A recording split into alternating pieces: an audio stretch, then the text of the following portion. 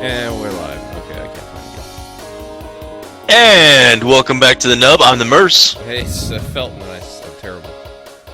And the bald-bearded bard. And you are terrible. It is very, very true.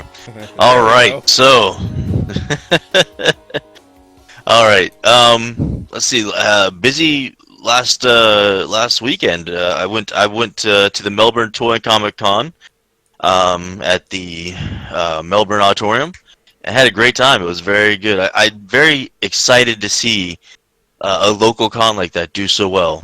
We pulled up and we actually had to park a decent ways away from the venue because we were a little late. We didn't get there when they first opened, and I was so happy to see that they were so packed. They had some cool guests. They had the young lady who writes the young lady. God, I sound like an old man now, but the woman who writes Redlands. She was there, so we're gonna talk to her about maybe doing an interview with her later. Very excited about that.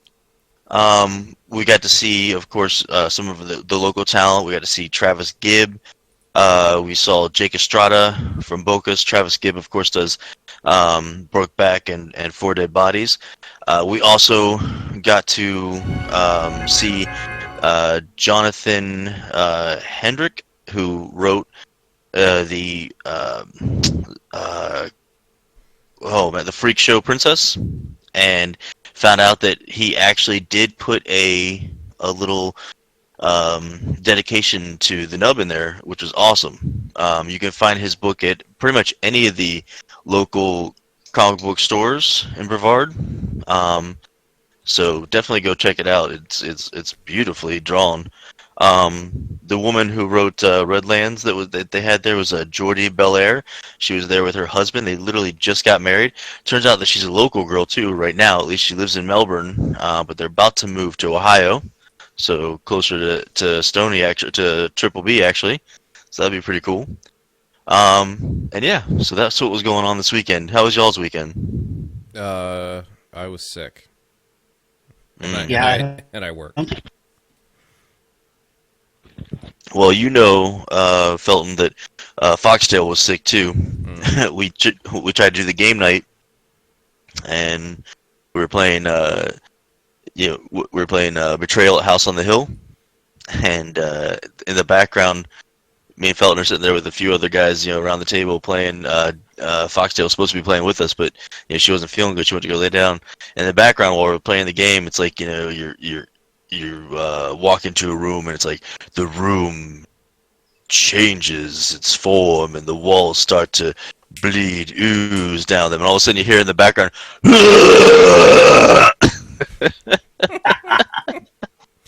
Yeah. I mean, she was definitely setting the mood for the game, but we ended up having to stop the game, and I had to go take care of the poor girl. My only complaint was that it would have been great if that was like thematic to like a room that we had just put down. Like, how there was like the blood and organ room. Like, if there had been a vomit room, like a vomitorium, right? Like the ancient Romans. It would have been perfect. Yeah, it would be great, fantastic. So yeah, that's that's what's going on. So tonight we'll be finishing up that game of Betrayal at House on the Hill, because I kicked you guys out so I could go take care of Foxtail. And she'll be actually able to play this time. Real quick, Bocas, the movie that was made, directed by Jake Estrada, just had their premiere. They had like a packed premiere at Cinema World, I want to say. And it was really cool. I was talking to him at the Melbourne Toy and Comic Con about it, and and Travis Gibb was like, "Hey, so are we gonna do a Nub Bocas premiere?" And I was like, "Haha, that'd be funny." Like not really thinking about it because, I mean, I never even considered that. And Jake hit me up later and was like, "Hey, I really would like to do like a Bocas Nub premiere." I was like, "Oh, really? Okay." So now that's going to be what I'll be scrambling to get done for us, hopefully by next month. We'll see. Ooh. Yeah, that would be really cool to do. Maybe do it through Cinema World again, because I know that like Rick from Famous Face and Funnies has close tie to them. So yeah, That's what's going on there. Did you guys see in the news the Batman movie coming or that they're working on? They just casted Paul Danu to play the Riddler. I saw that, yeah. Oh, okay. Yeah. So how are you guys feeling about that? I don't remember who Paul Danu is. Okay, this guy. Ooh, okay, he's good. Yeah, I like that. Yeah. I'm not familiar with him, so I mean, I don't have any one way or the other. I'm for it, sure. He's been in a lot of stuff. If I'm not mistaken, I believe he was in the movie There Will Be Blood. He Yes. plays the really annoying guy who keeps trying to who keeps pushing and screwing with oh my goodness, what is his name? All of a sudden, I can't remember Daniel the name. Day-Lewis. Daniel Day-Lewis's character, yeah, and then ends up getting beaten to death with a bowling pin. Spoilers. I drink your milkshake. It's the only part I remember. So, yeah. So I don't know. I mean, I think he'll make a great Riddler, to be quite honest. But I just don't. I don't know about. Oh, and you also saw that. Who was it that got cast to play Catwoman? Zoe Kravitz. Yeah, Zoe Kravitz. Thank you. Is cast to play Catwoman, which I think is a great casting choice. She can do the short hair very well. She's very attractive in that sense. She's a great actress. She's done a lot of really cool stuff, you know. And maybe she'll bring Lenny Kravitz in, and he can be, you know, like he can play, you know, like Two-Face or something. I mean, I'm just saying, like, Gotta get away. yeah, for my other face. Oh God, we'll get a copyright strike for, quoting a song. Yep, that's how you do it. That's how you get, you know, all that fame and recognition on YouTube's is you have to, you know, do stuff like that. You have to push the boundaries, as it were. Yeah. All right. So, without further ado, Mr. Felton, why don't you speak on the events that took place this last week on a very popular game? Yeah. I don't like Fortnite. I'm just kidding. I hate it. It's not that I don't like it, I hate it. No. So, again, for those of you that don't know, I was a backer for Fortnite when it was just Fortnite, the game, before they released this free battle royale. So I thought you were gonna be like when it was just Fort, you know, back before it was Fortnite. Well, it was just Fort. Okay, it was just Fort. It was this cooperative, game that had all these ambitions, and I thought it was a really cool idea because it was a combination of, kind of a tower defense and third-person shooter. And they had an awesome story mode, and it was really cool. And I was very excited when they first released the core game. And I dropped about $150 on two like early what they called the Founders Edition of the game for me and my girlfriend, and we played it and had a fun time one weekend, and then. We got through some of the content and was like, okay, this is cool, but this is all they have right now. Fast forward 6 months, there really wasn't any updates, and we were just kind of like stagnant, not really playing it. Well, it turns out they were working on the free battle royale version of the game, which when they released it, I got nothing for actually buying it and actually supporting the developer and being an early adopter of the game. You would think, oh, we'll give you some cool skin or something. No, you still got to pay for the skins and pay for everything, and it's just pretty much terrible. Anyway, that's my rant.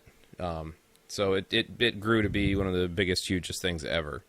They just had a transition between chapter 1 and what they're calling chapter 2 now. If I'm correct, and they transitioned in a hilarious way. So it was the 13th, I believe, the game had a blackout, which there's been this meteor that's gone hovering over the map.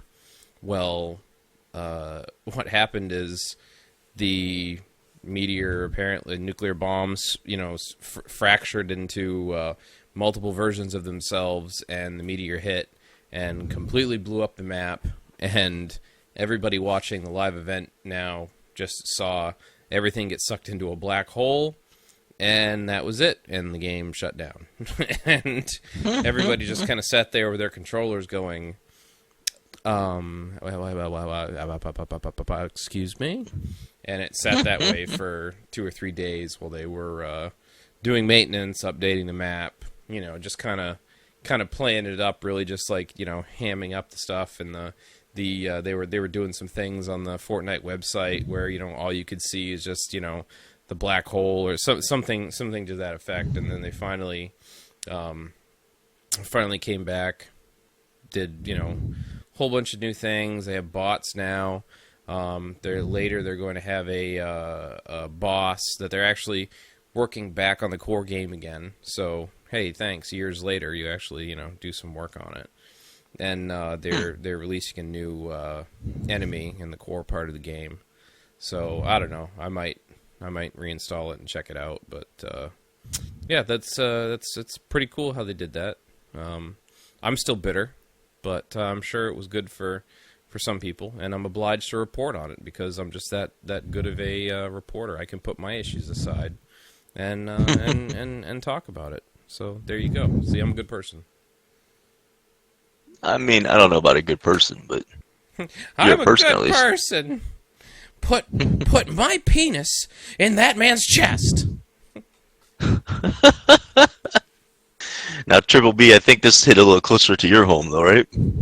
It did, yeah. My son is a huge Fortnite fanatic, and I too hate the game for similar reasons. I hate their fear of missing out style of pushing skins and stuff, and they're supposed to be a limited time, and so it kind of plays on these kids and sucks their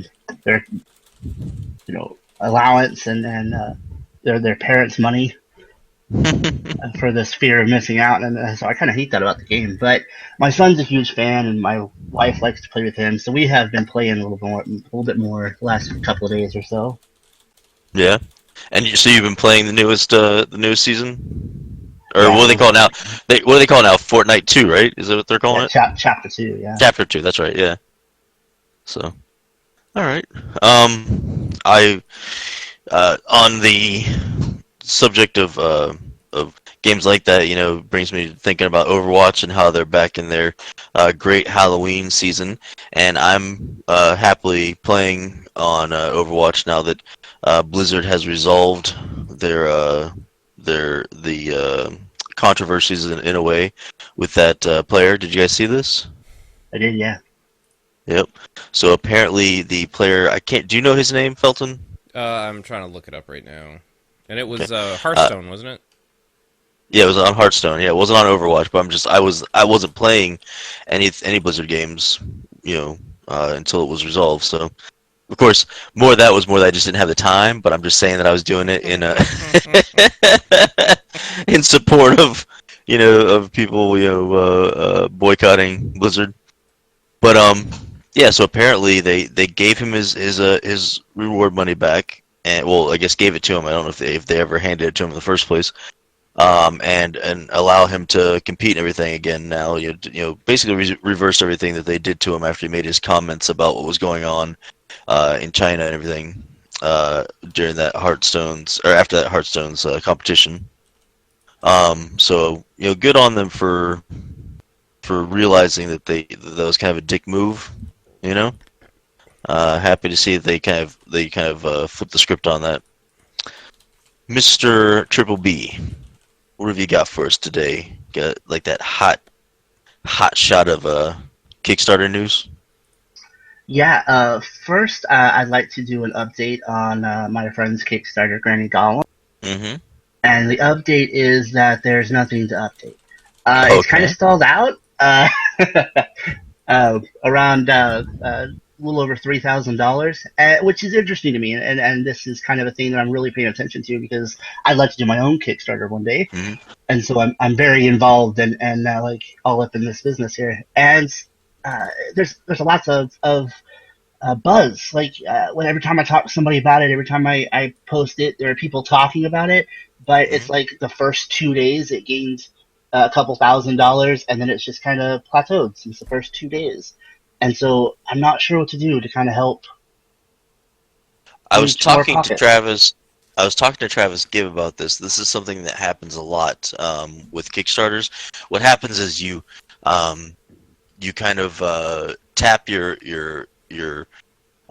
built-in backers, which are like your family, your friends, that kind of stuff, and so that first those first few days of the Kickstarter, boom, it's like it goes up really fast. You're like, oh, okay, good, it's looking good, and then like you said, it kind of plateaus out because you're not getting enough advertising out there, you're not getting enough word out there about the project itself, and that makes it, and it's much more difficult, of course, to get other people to back your project that aren't friends and relatives of yours. Right. Now, is Kickstarter funded yet, or is it still like how much is she trying to get for the Kickstarter? She's almost got 3,500 out of the 12 she needs. Okay, she's trying to get 12,000. Wow, okay. That could be part of it too. That's a large number for a comic book Kickstarter. In my opinion, I look at a lot of other comic book Kickstarters, and they're trying to get around like 4,000 or 5,000, to get it produced. So that's a decent chunk she's trying to get for the Kickstarter. I'm not an expert on Kickstarters by any means, but Sure, yeah. but yeah, I mean we'll continue. Let's go ahead and I'll put you in charge of it. There's Triple B. If you can just daily put a reminder up there about backing the project on the Nerds United Brevard Facebook page. Hopefully we can tap some people in Brevard to donate some and Yeah, sounds good to me. try to get this funded.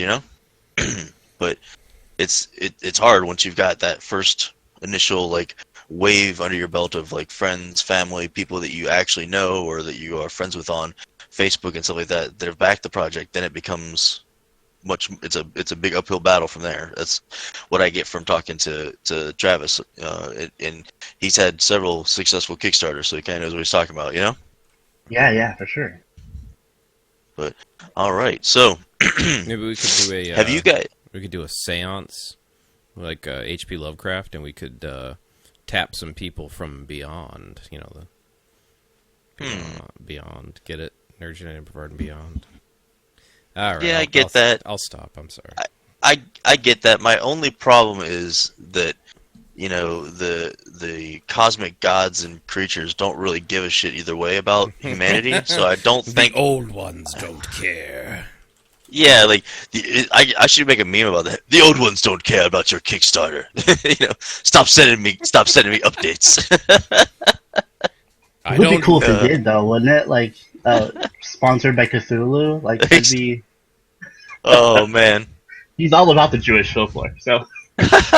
The old ones actually, don't really care about your diet pills.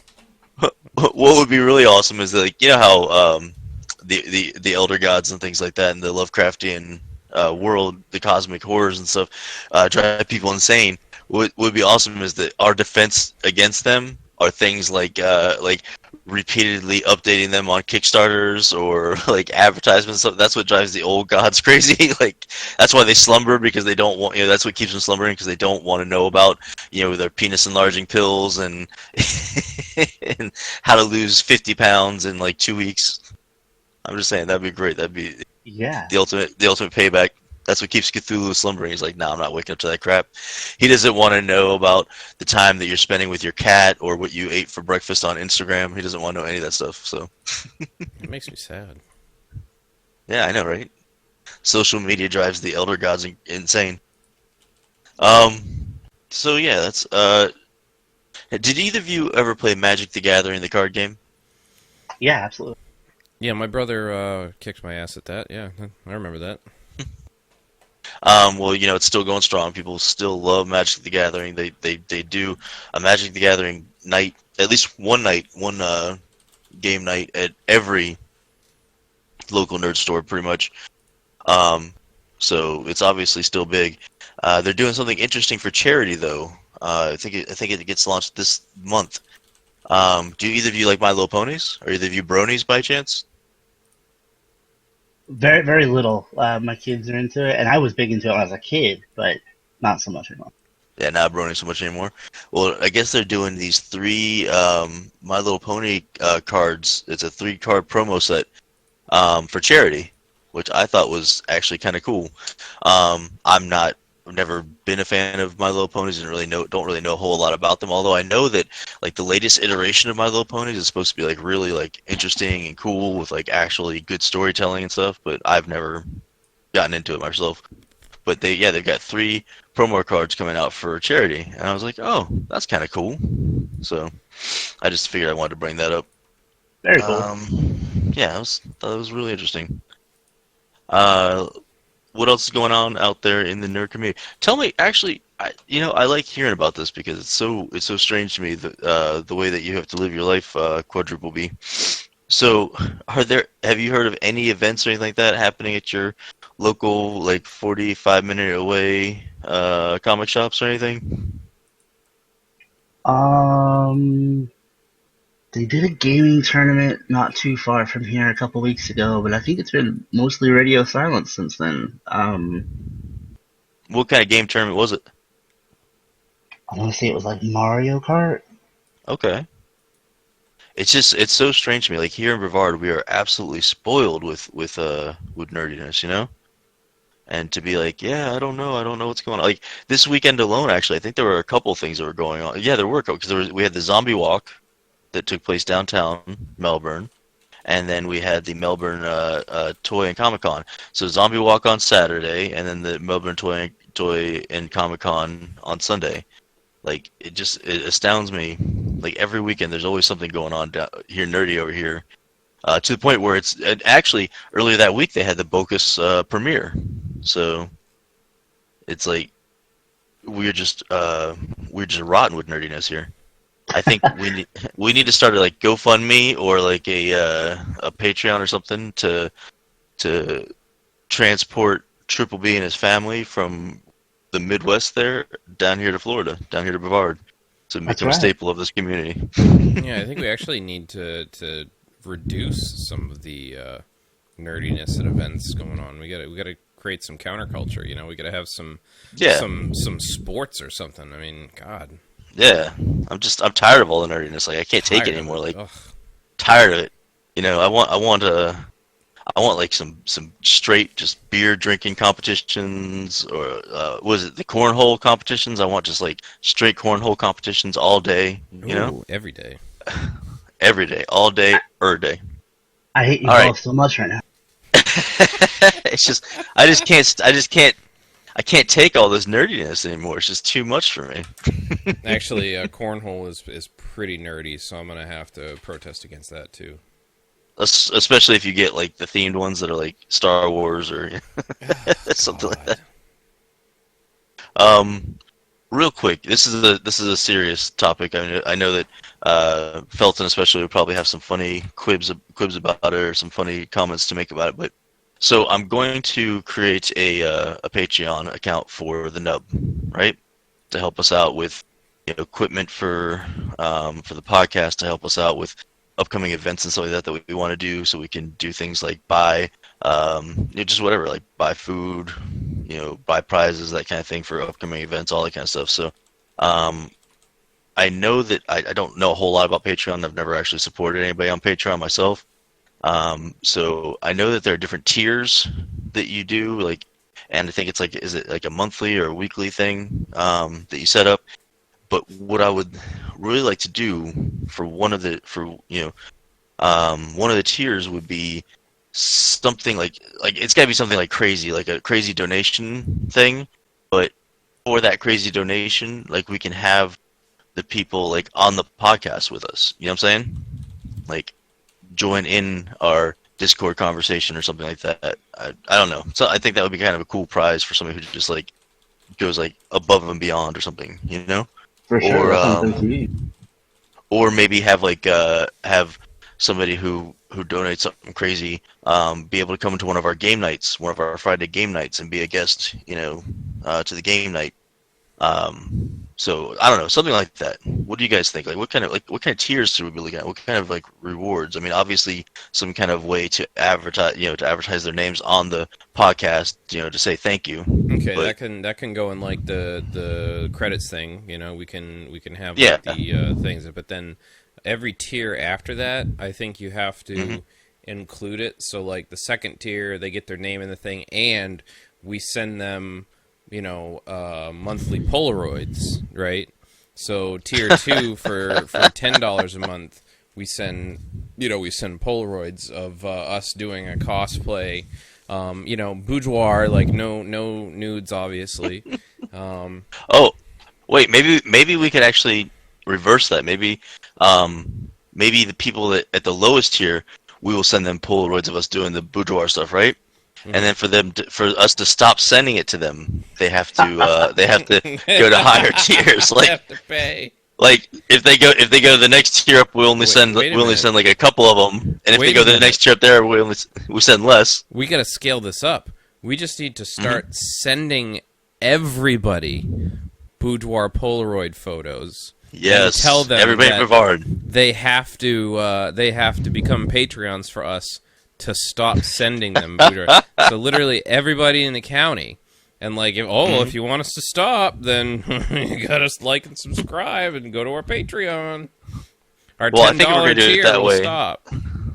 If we're going the evil villain way, I think we have to start with full nudity Polaroids, right? Mm-hmm. And the first tier stops the full nudity Polaroids, but you're still getting the boudoir stuff, Mm-hmm. Then the next tier, brings it down to less boudoir photos, and the next, less, and and the highest tiers are no Polaroids at all. Mm. So, I think that's maybe not no Polaroids, but just maybe only one Polaroid a month. The $30 tier, I stop standing outside your home, staring at you while you walk to your car. The $45 tier, I stop hanging out in the back seat of your car. $50 a month tier, I leave you alone. You no longer hear from me or see me. I think we're onto something here. I think that would be fantastic. So yeah, I mean, we can talk about it off air. You guys can send me ideas of what you think we should do for tiers and stuff like that. But $30 real tiers. $30 tier. I stop wearing a clown outfit when following you around at the mall. Well, and see, we'll change the wording on our tiers to be like tiers from your eyes and not tiers like levels. So it's you got it. You want to be on the highest tiers. God. Oh my goodness, where are we at time wise there, Felton? 27. 27. Okay, so this is a good spot to do our Die of Destiny. Well, I mean, I'll be quite honest with you. I have no idea whose turn it is for the Die of Destiny. I believe the Bearded Bard might have told a tale last time. No, nobody told anything last time. The roll wasn't high enough. I think it was Triple B that was the one that rolled the die. So I think, Felton, it's your turn. Okay, I think you're right. Yeah. All right, let me do the. Well, who do you want to roll first?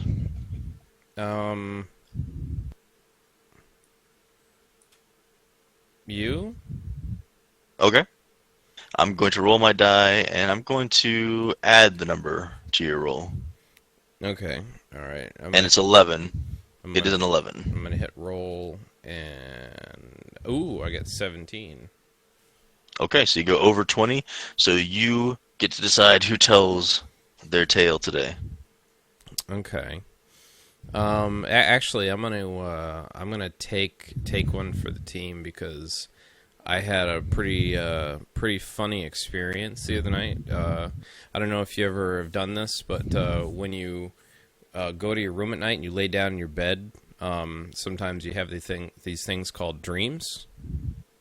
I mean, I'm familiar with the laying down in my bed part. Yeah. Maybe not so much going to my room or dreaming, but the laying down in my bed part sounds familiar. Yeah, so go ahead. Okay.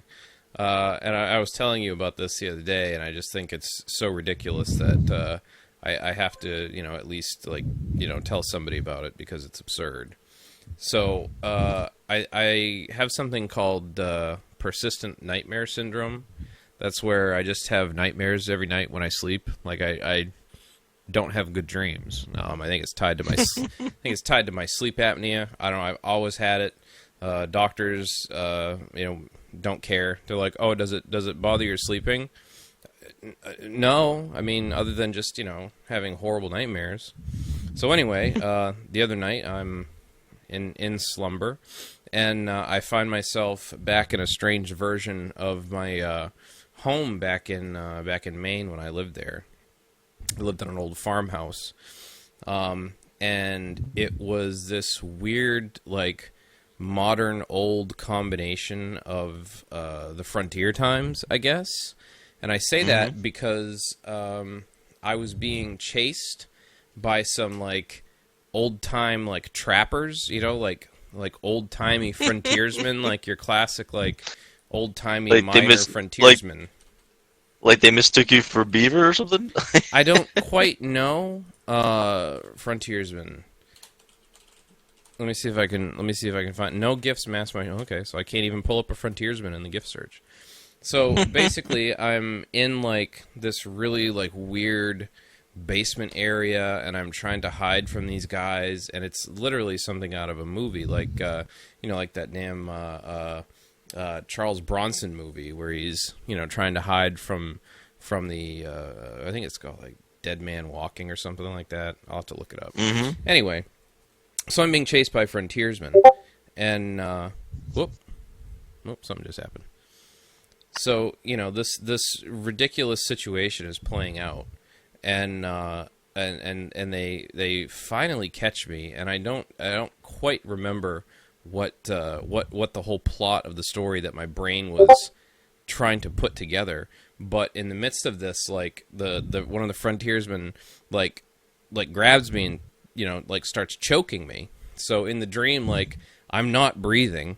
So apparently sometime during the night, because I'm old, you know, I have a CPAP. I was about to say, I knew it was going there. Have my CPAP. Apparently at some point it shifted off my face, and I even remember in the dream there was like really a persistent wind blowing on me. Yeah, exactly. I was like Leonardo DiCaprio in this movie. I had a persistent wind blowing on me. So this dude's choking me. There's like this gust of Arctic wind, like, you know, blowing on me. And then all of a sudden I wake up and, wouldn't you know it, I'm in my bed. It's Florida. It's, you know, 2019. And my CPAP is like halfway on my face, you know, blowing into my eyes. And I wake up and take a huge gulp of air as I'm gasping because I was having a particularly bad apnea event. And just my whole world was just, you know, tilted onto the side because I'm getting, you know, full like 20 psi, whatever it is, pressure blowing in my face, and I'm like trying to breathe, like, whoa, what's going on? It's just very, very disorienting. And yeah, that's my life pretty much on a daily basis. That's how I wake up. You know, I look like Bane when I'm sleeping. I mean, it's pretty great. I enjoy that immensely. Sleeping is so relaxing for me. Oh, that's a sweet, very funny story about how you almost died. Yeah, I just, you know, I love that my brain. I think the best part about it is this is what my brain concocted. You know, like during these circumstances of, you know, the cold Arctic, it's the CPAP blowing in my face, and some Leonardo DiCaprio looking trapper is choking me in some, you know, some frontiersman, you know, basement cabin. So that's great. That's fun. Oh, that is a great story to end this podcast on. So I think we'll do that. Thank you guys for listening. Please like and subscribe. You know, like, let people know about us. Share the videos if you like them. And other than that, we will talk to you guys later. I'm the Merce. Yeah, Sweet Phil. And Triple B. All right, and don't forget to secure your CPAPs firmly on your face. Have a good night.